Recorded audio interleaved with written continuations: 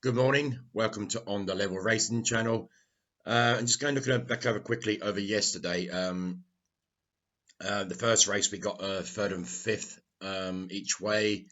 The bookies did pay first five past the post, and we're fortunate to get that winner with Jazzaway. Just got up on the line there, which will put us in a little bit of a profit for the day. I think I haven't actually gone through it yet. Today, though, we've got two meetings. Like I said, the main meeting this podcast was for just the Punchestown Festival in Ireland, but we've got a good Ascot card this afternoon as well, which is obviously quite a few trials for the upcoming Royal meeting, and that's where I'm going to go first. We're going to go straight into the Ascot selections. There's a few races there I want to cover. The first one is going to be the 135, which is a 2-year-old trial condition stakes over 5 furlongs, the Class 2 event. Just a 4 go to post now, I'm afraid, with the absentee of Gubas for Richard Hannon. And yeah, I mean, if you remember rightly, I actually tipped up Chipotle when it won the Brocklesby on the first day of the flat season at Doncaster. Obviously nicely bred by Havana Gold. I'm not saying that this horse can't actually progress from there, but I did state that not many Brocklesby's horses really come out and shine. So that obviously will put in a very good chance if Mark Johnson's the gatekeeper. Bit short for me, 11 to 10. Probably won't be a bet here for me, but I think the gatekeeper is probably the horse is definitely to beat. I mean, obviously, they both had a win under their belt. So I said Chipotle won that Doncaster race, and the gatekeeper came out and landed a race at Musselburgh. The novice race, being a horse I thought was quite was going to win the race, so I tipped up the race was Atomic Force. Coonan was back in third, quite a considerable way back in 4.5 lengths. And Coonan has obviously fracked that form by coming out of Ripon and winning a novice stakes there. The reason's going to be no bet. I just think obviously the gatekeeper's price is gone. I mean, I could have got this a little bit better last night if I did the podcast, but obviously I didn't. He's now 11 to 10 now, 5 to 4 with one betting firm. But I think it's just going to be a watching race for me, just to see how this the gatekeeper goes. This race is probably more realistically going to be a trial, not really for Rod Ascot. I think more of a state that the red car race, the the 2-year-old trophy red car at the back end of the year. So that's probably where the gatekeeper will probably go. We're going to go on to the 210 again, a short field, 6 runners. Excuse me. This is a trial race, obviously a fillies condition stakes over the just shy of a mile. Very good race indeed. I do like the fact that I think Creative Flair on Charlie Appleby's here should really be the horse to beat. The horse is bred to stay further in this. I mean, she's by Dabawi. Won on her second start over at Sandown, over 7 furlongs on good to soft ground. When beat a horse called Statesman by 1.5 lengths. And really, it was on James Dole that day. And really, when it went away, and you could see from there that this horse is definitely going to want a mile, maybe mile 2, as the season progresses. Little concern is that obviously the firmer ground.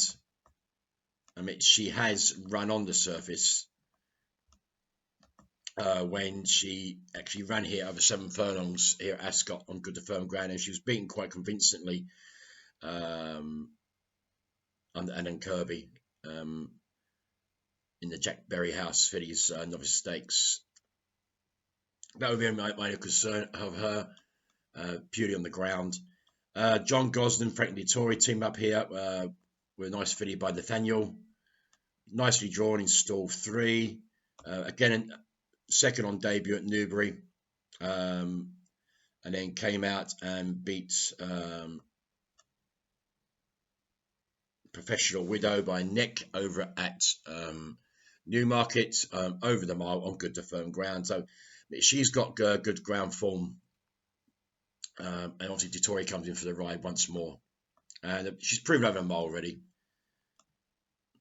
Others in the race we can probably have a look at. Andrew Baldwin's here, Iria. Big price at 10-1. Not the most ideally drawn, sorry.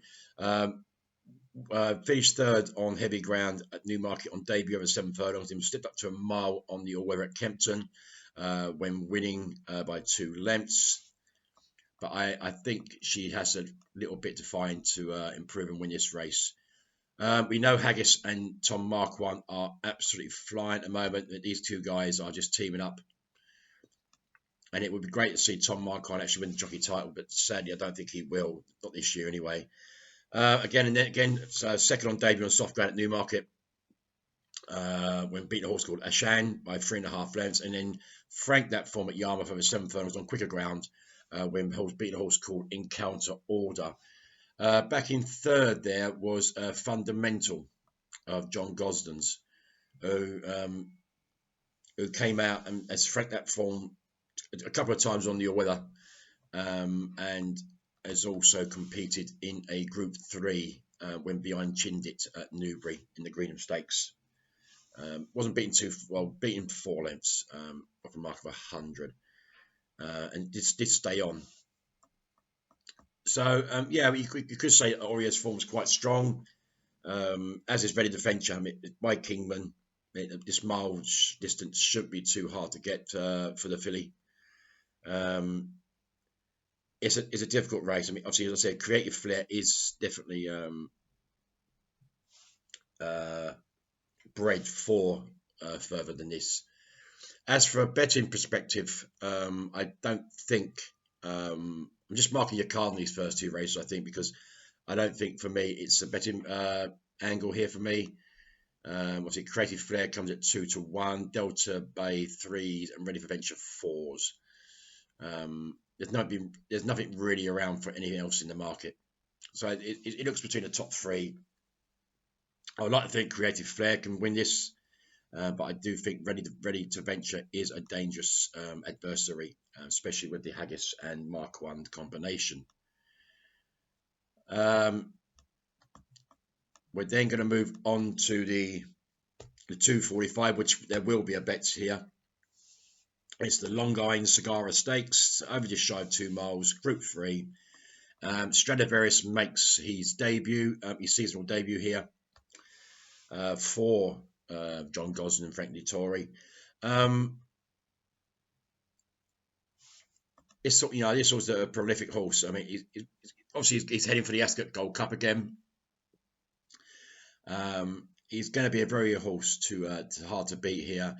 Neath Road, obviously Mark Johnson's horses have been hitting the ground running at the moment, running pretty well. Ben Curtis, comes in for the ride on Neath Road. It could possibly make it a very good clip. I like the one down the bottom here, and that is Golden Horn's horse here, which is Staghorn of Archie Watson's. Holly Doyle comes in for the ride. I mean, she's in good form at the moment. The Yard's not in such good form. I mean, the horse is 12-1 here, 3 on the bounce on the turf. Catterick, Goodwood, and recently at Pontefract, when landing the conditions race over 2.25 miles, and won that by 9 lengths under Holly Doyle. There could be more to come from this horse. I like to think that 12-1 is an each way bet here. Ocean Wind of Roger Teals here. Jack Mitchell's run exceptionally well again. Comes into this as well off the back of the Nottingham listed win on the 7th of April. Finished second, at Nottingham in the Further Flight Stakes, lost by a length and a half. Was caught quite flat-footed that day, and I wasn't really impressed that he didn't really pick up on the quicker ground. So obviously there will be concerns there. So I read there's lots of ifs and buts here. You've got Prince of Arran, just seems to run its race. I mean, I'm surprised to see Prince of Arran head off to eventually back to Australia to have another crack at the Melbourne Cup. But yeah, looking for horses that are gonna obviously, hopefully, it's like an each way bet here against the field, and I'm hoping Staghorn here can continue that progression that he's shown. He's only a 4-year-old. He's taken on the older horses here, so it's an unknown quantity. I mean, is he going to be good enough to take on the likes of like Prince of Arran, Stradivarius, and Island Brave, all horses that have achieved good stats? But I'm gonna have a little half a point each way on Staghorn here for Archie Watson. I mean, he's around 12 to 1 in the market. I can't see why he won't have a good race. But Ocean wins out. Naif Road, on form, Naif Road and Stradivarius are the horses to beat. The jury's out for me on Ocean Wind. But I think a 12 to 1, a half point each way, bet 365. I can't see any reason why Staghorn won't build in this progression.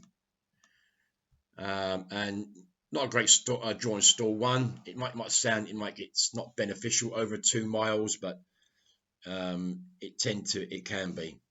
But that's the first bet, half point each way in the Sagaria Stakes, 245 at Ascot and Staghorn at 12 to 1. Going to move on to the 320, which is a race over 6 furlong. This is the Commonwealth Cup trial, so this is for Royal Ascot. We've got 8 runners here, so we can look a bit of value in the race here. Good to firm. This is the Pavilion Stakes, Group 3. It's a very, very strong favourite in this for Clive Cox here in Supremacy. 4 to 7, very, very short indeed. 3 wins out of 3 now. Came back this season. Seen last back in September win the Group 1 Middle Park Stakes. And beating Lucky Vega by half a length for Mark 115, and that and the form hasn't really been for me electric. I mean, the Learjet, Michael Bell's horse, wasn't disgraced first time up this season when finishing 3rd to Chindit in the Greenham, and I wasn't really impressed with O'Brien's horse there, Lipizanza. It's probably the way I pronounced that. Lipizanza, I suppose. Didn't run very well recently over in Ireland. Was beaten favourite. Tactical, Andrew Balding's horse, who has also threatened that form win this month when win the European free handicap listed at Newmarket, and won it by beating neck when beating Naval Crown. So the form line is there. It has been frank, so I can see why Supremacy is definitely the odds-on favourite here. I mean, sadly, Jumpy's been pulled out. Obviously, Grand dependable. It also was a bit cut in the ground. Sadly, I would like to see him run, actually. I thought he ran a cracker on the first day of the meetings at Doncaster. A horse that's coming in a little bit of form, not a horse, but a trainer, is David Evans. I mean, he's picked up a couple of winners over the last 10 days or so. And it's just sadly that he's got Ryan Moore riding the bloody horse. Ryan's rode his horse a couple of times now. One at Lingfield, beat Diligent Harry, which that form was franked, as we knew. He could only manage 5th at Newmarket in a bet 365 handicap when finishing 5th of 9 to Creative Force for 95. Has plenty to find with Mighty Gurkha. So, I mean, I've tipped Rohan up last time out, and the horse was making a ground without really getting towards the principles in the race. Obviously, the washing's out purely due to the fact that it's Ryan Moore. We just can't see, can't really ride many winners here at the moment. But we've got 1, 2, 3, 4, 5, 6, we've got 8 runners still. I can't see why Rohan can't be out of the placings. I might be mad, even going to put his horse forward if I was going to. I mean, it's 25 to 1. It drifted like a proverbial barge. So that would the reason why I'm not going to go over Rohan is obviously is because the fact that Ryan Moore is riding the horse puts me off totally completely. Knowing my luck, he'll probably come out and win at 25 to 1 now. One I did like is the colt here of trainer Shadow Ambus, who has here Apollo 1, who also has got like 3 lengths to find with Mikey Gurkha off level weights. And yeah, again, that was on the all-weather condition stakes, the championship finals at Lingfield. His turf form, I mean, he was went on 6 furlongs on soft ground last year at Salisbury, and had 1 over 7 furlongs on good to firm at Newmarket. So he does stay further in this. And also he's won a listed events at Lingfield this season. So yeah, he's got a little bit of find. He's got 3 lengths to find with Mighty Gurkha on the weights here, level weights again. So it's not going to be easy. I mean, the obvious angle here is obviously Mighty Gurkha. What price are you going to get? 9 to 1, a little bit of money around for the horse. Also, we've got St. Lawrence in there, Vajravarians, another trainer that's done quite well recently. David Egan comes in for the ride. Good second to Mithras in a surprise handicap in Newbury, a Class 2 event over 7 furlongs on good ground. Beaten next by Mithras. Back in third, there was Dingle, who hasn't run very well recently. So, the drop back in trip for this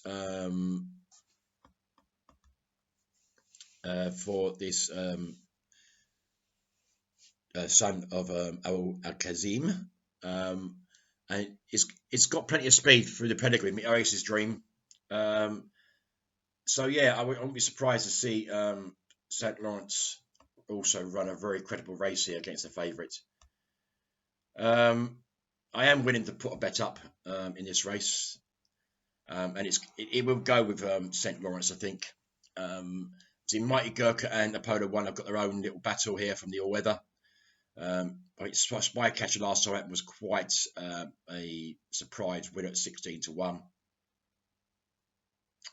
So yeah, I mean, I'm going to try and take on supremacy here with St. Lawrence in the 320 at Ascot. That is a 1-point win at 9 to 2 generally across the board. You can get 5 to 1 on the tote, which was obviously the same 4 to 1.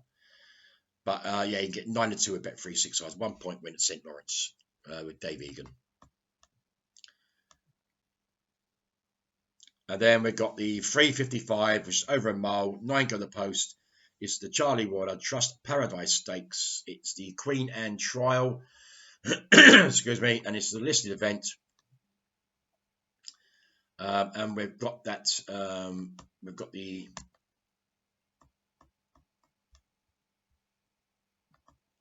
Excuse me a second. We've got the Lincoln winner here, Alkiki, coming in here, a very strong favourite. Obviously, sadly, no Benoit Sayette, I'm afraid, due to obviously his ban. We won't really go into his ban. He did what he did, and obviously he's paying the price for it. But yeah, this horse Alkiki has been talked up. Well, obviously before it won the Lincoln. And there's no reason why the horse can't win this under Jim Crowley. I mean, great booking of Jim Crowley. You couldn't ask for a better guy to come in and stand in. Others in the race here. I mean, Maria's Diamond looked like he needed to run last time out. Again, ran very, very well when second to My Oberon, which was quite a really weird tactical fare. Over 9 furlongs. This horse is obviously leads. Could definitely make it a good clip here, Marie's Diamond. I mean, that was the Earl of Sefton Stakes. Just didn't match My Oberon at all, Willie Haggis' horse in the final stages. As run at Ascot before, ran in the summer mile, finishing 9th of 113. It's still looking for that Ascot success by the looks of it. Hasn't really ran well here before Ascot. 8th, 9th, so we'll definitely have to improve on the course form, Marie's Diamond.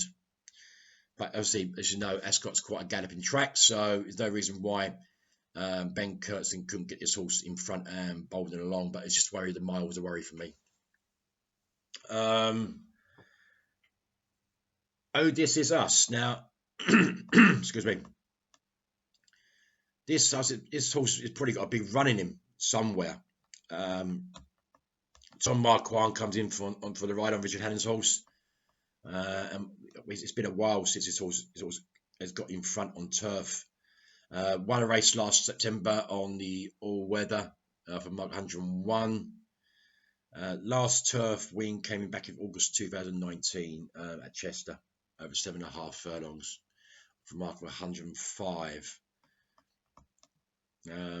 Has dropped down to 102. He's only £3 lower, but he's 33-1 in the market. Like, I really wouldn't put anyone back, not backing this horse. Oh, this is us. He's now an 8-year-old now. And it'd just be nice to see this horse actually run a big race here and get placed. Under obviously the jockey of the moment for me is Tom Marquand. But yeah, Haukiki is probably the horse to beat. Jim Crowley will know the horse quite well. I think we could see this horse thrive, hopefully, in this race, a bit more than what he showed when winning the Lincoln. It's great to see Jim Crowley coming for the board here. Draws wise, stall 3 to overcome, not the greatest of draws. Would have preferred obviously a stall up like 7 or 8. Marie Diamonds will give it, obviously, he's got something to aim at, that's the thing. Marie's Diamond come out in stall 7, so he definitely will get the front, obviously should get the front rank there and turn him along a good clip. And I hope this is how Kiki can pick him up in the closing stages. So yeah, it'd probably be a 2-point win at 5 to 4 with William Hill on Haukiki in the 355 at Ascot.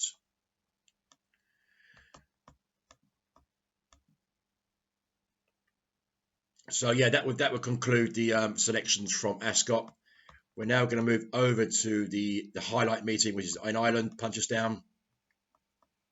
Like I said, we didn't do too bad yesterday. I mean, I've got to go through the stats, see if we was up or down, but I think we pulled maybe level, I think.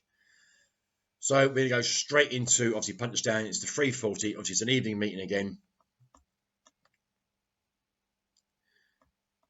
Just going to look around where the money's been going at the moment in the market. Because I looked at this race last night. I mean, up the top there, you obviously know William Mullins is dominating the racing on the first day. The likely favourite was last night was MT Leicester Gold of Colin Bowes. Jordan Gayford comes in with only a £4 claim now. And obviously the guy's riding well, but unbeaten here. Last seen winning at Wexford over 3 miles over a mark of 116 on good to soft ground, winning by 3 parts of a length. That would put him up by about mark 122. That was novice company. I believe making his handicap debut this afternoon. Yeah. So he's going to come into sort of a mark of 123. So yeah, I mean he's definitely rated to run well. Whether she can keep that sustained record going this year is another question. We're also going to look at Falak here, John Connells. I believe this horse finished second in this race in previous years. I'm not too sure. It has finished in this race somewhere. He's had a couple of wins at Dundalk over 2 miles this year on the wet all weather off marks of 54 and 60. We have to go a long way back here. There we go. Now, this horse ran this race back in 2019 when finishing 4th of a mark of 122. The winner there was Musical Slave of Philip Hobbs. I think it was the same race. Yes, it's similar. It's a similar race to this anyway. So I mean, he's 33-1 that day, 122. He's down to 120, only a pound less than before. So then again, he's had a couple of nice flat runs, 2 wins on the all-weather. There's no reason why Falak won't run his race again. Philip Fenton's horse here, Connor Orr, comes for the ride on Standoff.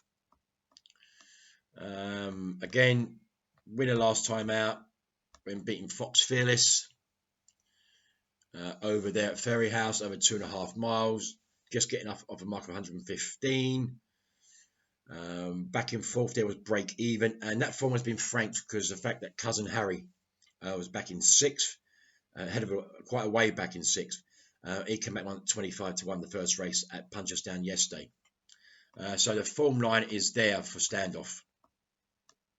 And he's rated about 123, which, to be honest, the top raters do quite well in this race.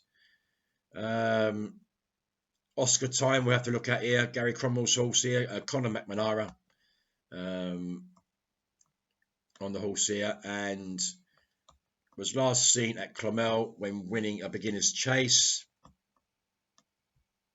Jots back into Hurdle Company this afternoon. Best form was seen winning over at Kilbeggan over 19.5 furlongs under today's jockey when beating a horse called Fakir d'Aline by a head. Now, Fakir d'Aline at the current time now, that horse has got a rating. He's been beaten again this season, Fakir d'Aline. Off a mark of about 131, so that would definitely put Oscar Time well handicapped here of 116. No reason why he won't run well. Look at that, there's been a lot of money for Dermot McLaughlin's horse here, the Great White. £4 claimer comes in Paddy O'Hanlon. About 7-1 in the market, but it has been backed. Last seen winning at Limerick over 2 miles and 3 furlongs. Won that by 11 lengths of a mark of 95. And 12 stone as well.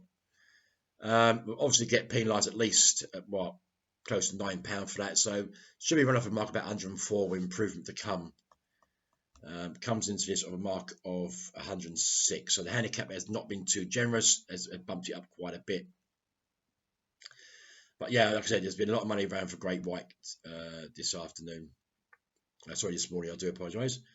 We can have a little look here at, last but not least anyway, I think O'Brien's got one in here somewhere. No, sorry, Jessica Harrington's got one here. Jessica Harrington's got one here in Guiri, how you pronounce it? Guiri.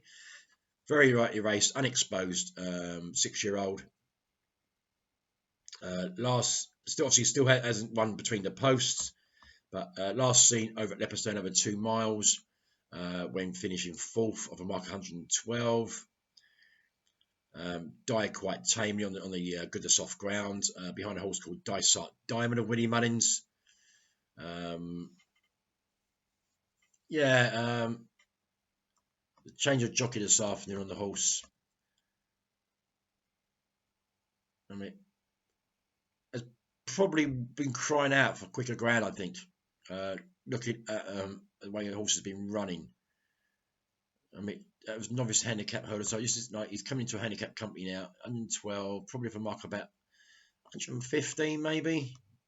Anything below it's pretty generous, 113. So he's got a couple of pound in hand now. 123 days off, which a little concern, but not overly done. Obviously, McLaughlin, as I stated before, won this race before, and he's got the Great White in here. I mean, I think he's an exceptional £4 claimer, Patrick O'Hanlon. So yeah, I think with 28 to run handicap, they're going to play first 5 in this. Most firms will. Paddy Power will. Both sports will. But I presume Bet365 will. You're pretty at 5 places on this. And I'm going to take 2 against the field. And the 2 against the field I'm having here is the Great White, which could be a half point each way. It's 15-2 with Ladbrokes, generally with Corals as well. It's even 15-2 with, let's have a look, Paddy Power as well, which they will pay 5 places. So it's a half point each way on the Great White at 15-2. And I'm going to have a little stab here on Standoff, half a point at 8-1. Generally across the board 8-1 with Standoff. Half point each way, 8-1. That's in the first race of 340. These handicaps are a bit, weight allowances, conditions. It's so many conditions in the race. It's unbelievable. Weights and purchasing money and stuff like that. Again, here you've got a 2.5 mile race here. It's the 4:15, which is the Auction Hurdle Series final. 19 go to run here. Possibly you'll get 4 places on this also. This isn't the greatest race, guys. Born Patriot has won a race of this nature before, back here over course and distance last November. Well, actually over further, I believe, over furlong further. Probably ran up to a mark of about 111 there, so probably about 116, 117. Break even back in 5th. That was a maiden hurdle. And also competed, came over to Musselburgh, which I thought was quite a good run on soft ground, when beaten quite convincingly 8 3/4 lengths by a horse called 3 Under Through 5 for Paul Nicholls. And obviously that horse went on quite smartly when landing a very nice race at Perth recently in the listed Castle National Novices Hurdle of a mark of 139. And that horse even had form through the likes of Vanilla at Cheltenham in the Upper Bartlett. So yeah, Born Patriots has got the form line there, and so has Break Even of Tim Munning. Tim Munning's horses are going well. The yard's in a bit of form. Daddy Munning's here riding. I think it's Dave. I think it's Danny. Yeah. 4th. So I put Standoff in the first race. 4th behind Standoff there. In a novice handicap hurdle over 2.5 miles at Ferry House with mark 119. Hopefully the handicap has dropped him a little bit. So we look.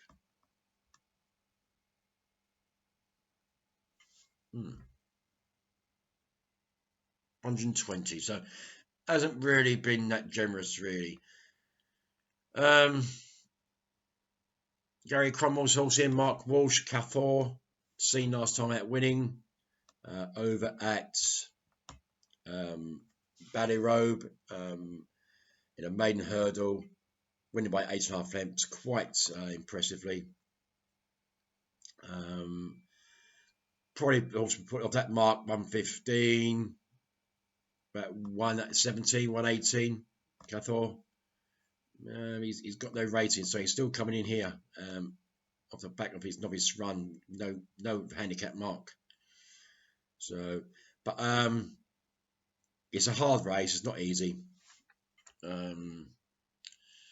Again, I think they're going to play first 5, 19 runners, and I'm going to have a look at Henry de Bromhead's horse here, Heather Rocco. It's not the most in-depth race, guys, and obviously Henry de Bromhead just seemed to think that this horse has been well plotted to win a race of this nature. Last seen hit Limerick to 2 miles on heavy ground, and obviously won by 16 lengths on heavy ground. Beating horse called Zenavi was rated 126, so that would give her a £10 penalty at least about 136. And the horse is going to come in at 134. So yeah, it's going to be a top-rated horse in the race here. Obviously been potted very well. I can't see why Heather Rocco can't really beat these average bunch, really.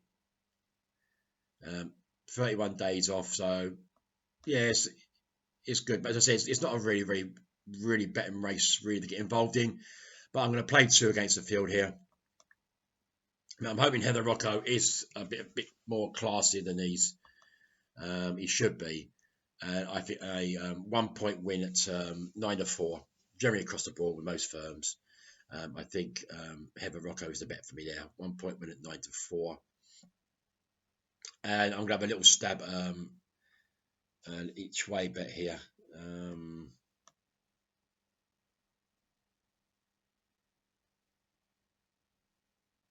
I think yours has disappeared, isn't it? Let's have a look. On break even of Tim Mullins. He's about 10-1, so a little half a point each way on break even at Bet365 on also in the race. On to the 450. This is the Lewis Fitzgerald Hotel Hurdle again, over an extended 2.5 miles. 11 go to post. There's a lot of handicaps around that day. Willie Mullins is putting his Blue Sari in there. Blue Sari, sorry, who obviously had been running around a better company, but hasn't really shown this horse's ability. Again, he's a hit and miss horse, but he seems to he got no way. He fell in the Coral Cup. Previous to that, in the Ladbrokes Hurdle over at Leopardstown, pulled up again last year in the Farmer. Run no kind of race in the novice champions hurdle, but he seems to be a horses for courses, if that makes sense.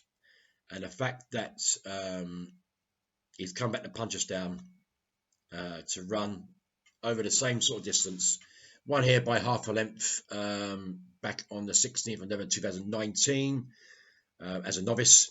Well, as a maiden hurdle, but more like a novice, beating a horse called a Boss's Oscar, who, as you know, went on to run exceptionally well at Cheltenham. I think the horse finished runner-up to finished runner-up to Miss Milner in the per temps.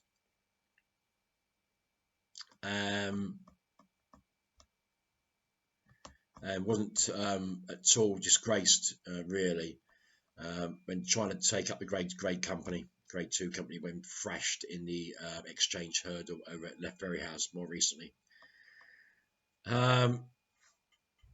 Again, we've got obviously Henry de Bromhead is looking to win the second division of this one. It's not the second division, but I'm saying is that obviously the last race there, he's got a very strong horse there. He's got one here also in Decimation. Gingerstown horse here of Henry de Bromhead. A very good second last time out over 2.5 miles in a grade 2, which was the Colm Quinn BMW Novices Hurdle. 2.5 miles on good ground. Grade 2 event was beaten just a neck. Back in third there was beaten out of sight was Gentleman's Game. Winner was Ashdale Bob that day. When giving £5 weight to the winner. But obviously Decimation under Rachel Blackmore should be hard to beat here. Hopefully got the likes of Fighter Allen in there. It's not a great race. It's very open. It's very interesting that Willie Mullins has put Blue Sari in here. But I think this horse is so out of form. Knowing my luck, he'll probably come out and rip this apart. But the fact that Decimation is rated the same rating, 139, you can't really split them between them. They're both coming with tongue ties. So I'm going to go with Decimation here. I'd like to think that obviously Henry de Bromhead can stop this Willie Mullins riot. And I think a 1 point win at 9-4 on Decimation. Currently across the board, Bet365, 9-4. That's Decimation at 1 point win at 9-4 in the 450. So I said these handicap races are not really that great today. Obviously, you get top trainers who are going to pinpoint obviously horses that they think they should be winning races.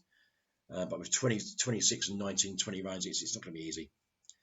We get our first grade 1 of the day, which is the Irish Mirror Novice Hurdle, the grade 1 event, over 3 miles, £60,000 to the winner. And I think the form line you've got to look around here, and I think the only form line you can look around here for this race is either the Albert Bartlett, a horse that at least won the race, and the Martin Pipe, both from the Cheltenham Festival. 3 horses stand out here. Obviously, Galloping Deschamps for Winnie Mullins again. As we know, this horse came out and beat Langadan in the Martin Pipe by 2 1/4 length from Mark 142. That would put him up to about 149 if he got a £7 penalty. Comes in this of 150, so obviously the handicap has not been too kind. But again, I mean, he was so impressive. I mean, we tipped it up on here. So I think he went away and won about 11 to 1 and won the bridle, even though it was only half a length in the final strides up that hill. But he travelled well into the race. Paul Tannen, obviously, it seems to think that Galloping Deschamps is the horse to be on out of the Mullins horses here. Statler up there again. 4th to Vanilla in the Albert Bartlett. Streets of Doyen was in 3rd, but Vanilla was very impressive, and it would probably be great to see the Moore and Cromwell combination back on board here. And hopefully they can bring that Albert Bartlett win over to here and win this race. That was on good to soft ground. This is good to yielding, so there should be no conditions on the ground. Again, we've got there John Connell. Connell's horse there, Streets of Doyen, who finished 3rd, finished in front of Statler. We have to obviously we just mentioned about Vanillier. Gentleman's Game's been beaten already since. Tell Me Something Girl, yeah, she was impressive. You can't take that away. I mean, she won the when she won the Grade 2 Dawn Run mares over there at Cheltenham, beating Magic Days by 5.5 lengths. She was impressive under Rachel Blackmore. Rachel's struggling a little bit. Hopefully, this is Rachel's day. I mean, she's got 2 good runs in the handicaps. That's for Henry de Bromhead. She should be really winning. And she's got a good chance on the mare here, but I mean, she gets the weight allowance there, plenty of weight from the main rivals. I mean, she gets £6 from Galloping Deschamps, and she gets £7 from Vanillier, and obviously £10 from Streets of Doyen. We've got to look here. The fact that how disappointed I was with Choreograph in that Albert Bartlett. At one stage, he looked like he was travelling well, mid-division. And then he just got tapped-toed. And then, obviously, I mean, them races were run so vigorously at Cheltenham.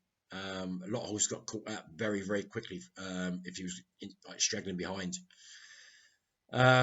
But yeah, he's got a bit to find, obviously, with the likes of Statler, Streets of Doyen, and Vanillier. Again, obviously, Jack Kennedy will come in for the ride. But back on Irish soil, he's been more, obviously, more of a significant horse.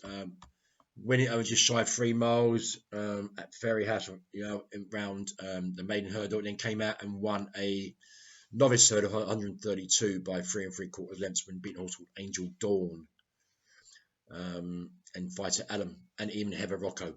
So that 4 minutes. So if Heather Rocco comes out in a handicap and runs a big race, he finished like 18 lengths behind Choreograph. And Fight Adams in the same race over there as well, who was favourite that day. There's no reason why Choreograph can't run a big race here. I mean, he's a very, very big price in the 20 odds, 28 to 1. Huge price, but obviously it's very hard. I mean, you have to stick with Cheltenham form, I think, here. Love to see Vanillier back that Grade 1 win up.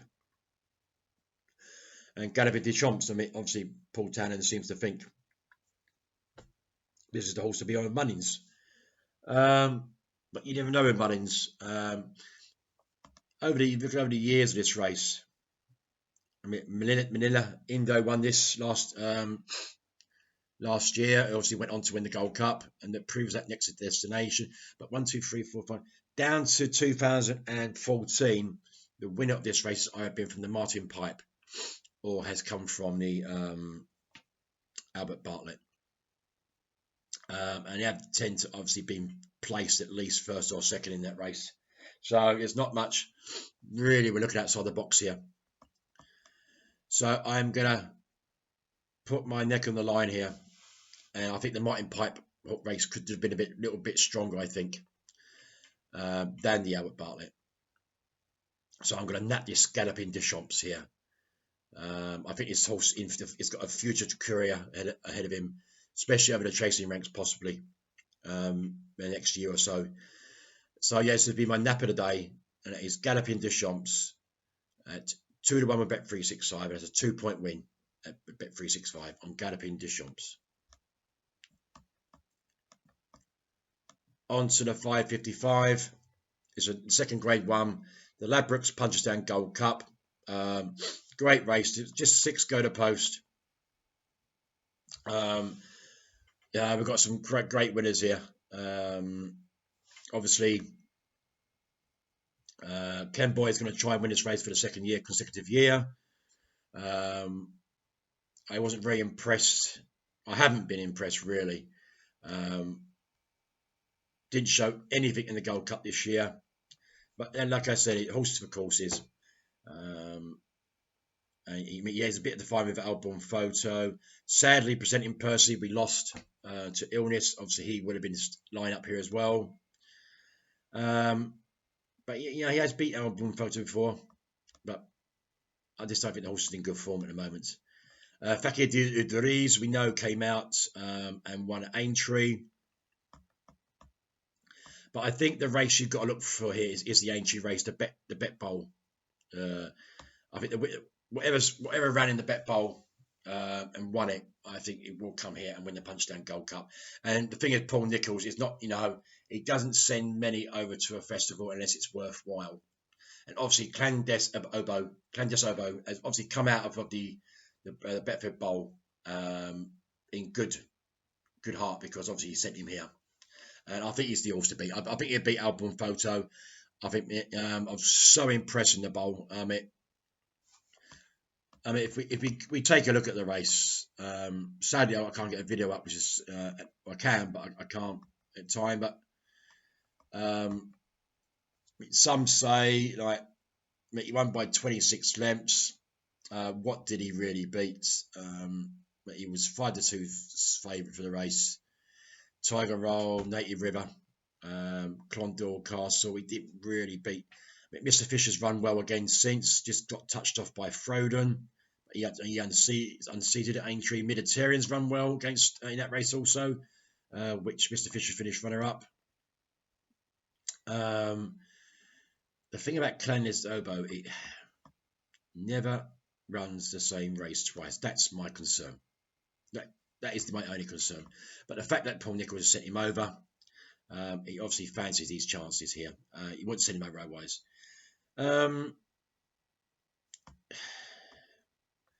I talked up Mellon at the Cheltenham Festival, and I thought he had run better than he did. Very disappointed when putting up against Alaho, but then again, Alaho actually blitzed them. Obviously, yeah, Alaho was beaten yesterday. However, Alaho is not a 2-mile horse, so we expected Chacun Pessoir to put him in his place, and exactly what he did. Ran here back in December last year in the Punchestown Chase, been beaten by Min. That was over 2.5.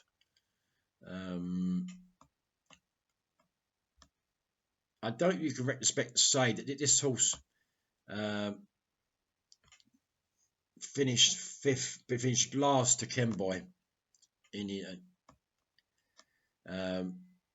this race, back in February last year. It just tends to make too many mistakes for me. He's got a lot to find with Kenboy. When I say he's got a lot to find, it says here, held up, slight mistake 7th, close in 3rd, halfway, rear after 2 out. Brilliant and no impression before last. Kept on pace. You never know what Mennon's going to turn up. If the real Mennon turns up, he will give he's got a race. If he doesn't, he'll be sitting in the back and he'll just throw his toys out the pram and then just won't figure in the race at all. And he'll just pull up again. That's my concern. Easy game. I couldn't have easy game whatsoever. Album photo. Obviously third in the Gold Cup. I think Willie Mains couldn't be more pleasing the way he run. That was over mark 175. Comes down £5 for this run. They've dropped him £5, so they've obviously given him a little squeak here. Obviously, we know Frodon's come out and already won again.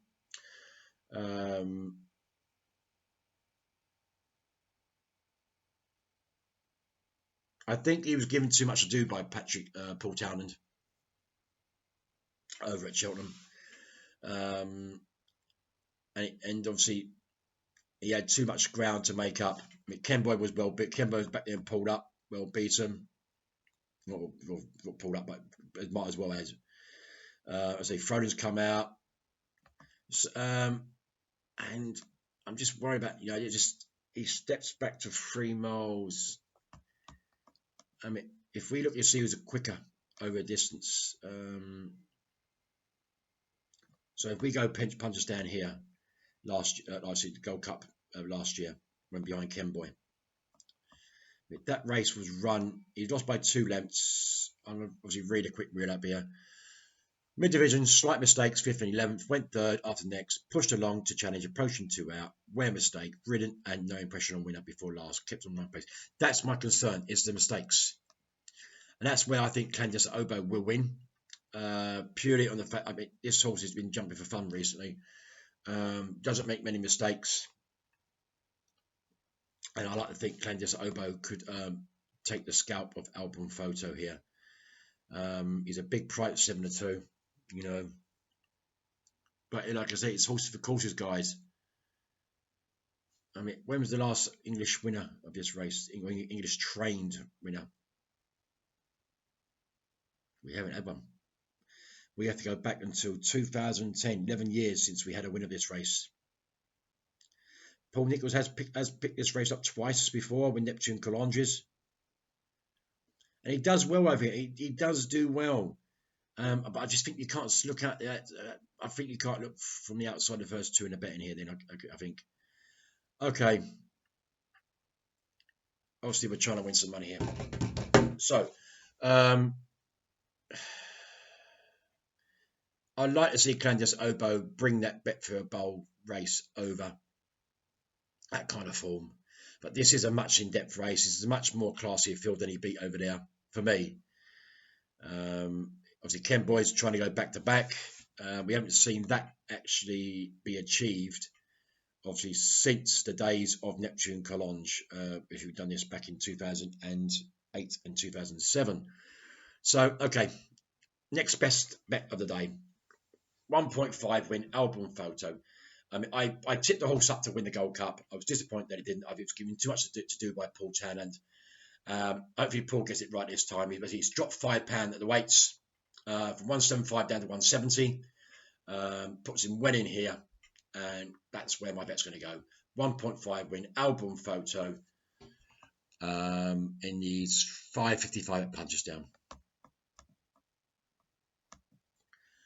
On to the 6.30. This is a supported Irish Stores Sales Champion INH Flat Race Grade 1 for a bumper. And it's the big matchup, guys. It is Sir Gerhard versus Kilcrit. And I am definitely in Kilcrit's inform here.